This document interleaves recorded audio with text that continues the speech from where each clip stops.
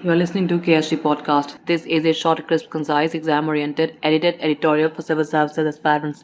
In this podcast, we are going to talk about the Global Gender Gap Index 2022. Source for the content is Udit Misra's article for the Indian Express. The Global Gender Gap Index for 2022 was released by the World Economic Forum, that is WEF, on the 13th of July, and it ranks India at 135 out of 146 countries. In 2021, India was ranked 140 out of 156 countries. Now, what is the Global Gender Gap Index? The Global Gender Gap Index benchmarks the current state and evolution of gender parity across four key dimensions: economic participation and opportunity, educational attainment, health and survival, and political empowerment.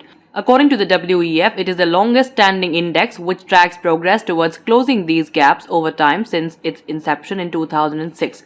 On each of the four sub-indices as well as on the overall index, the GGG index provides scores between 0 and 1, where 1 shows full gender parity and 0 is complete imparity. The report states that the cross-country comparisons aim to support the identification of the most effective policies to close gender gaps. Now, how has India fared on different sub-indices? India has approximately 662 million or 66.2 crore women. In 2022, India's overall score has improved from 0.625 to 0.629. The report states that India's global gender gap score has oscillated between 0.593 and 0.683 since the index was first compiled. In 2022, India scored 0.629, which is its seventh highest score in the last 16 years. Now, here's how it stands on different sub-indices. Number 1, political empowerment. This includes metrics such as the percentage of women in parliament, the percentage of women in ministerial positions, etc. Of all the sub-indices, this is where India ranks the highest, 48 out of 146. However, notwithstanding its rank, its score is quite low at 0.267. Some of the best ranking countries in this category score much better. For instance, Iceland is ranked number 1 with a score of 0.874 and Bangladesh is ranked 9 with a score of 0.546. Moreover, India's score on this metric has worsened since last year from 0.276 to 0.267. The silver lining is that despite reduction, India's score is above the global average in this category. Now, number 2, economic participation and opportunity.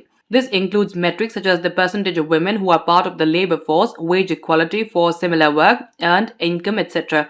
Here, too, India ranks a lowly 143 out of the 146 countries in contention, even though its score has improved over 2021 from 0.326 to 0.350.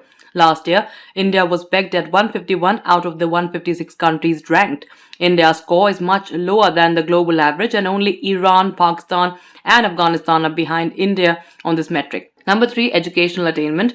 This sub-index includes metrics such as literacy rate and the enrollment rates in primary, secondary, and tertiary education. Here, India ranks 107th out of 146 and its score has marginally worsened since last year. In 2021, India was ranked 114 out of 156. And finally, health and survival. This includes two metrics: the sex ratio at birth in percentage and healthy life expectancy in years. In this metric, India is ranked last, that is 146 among all the countries. Its score hasn't changed from 2021 when it was ranked 155th out of 156 countries.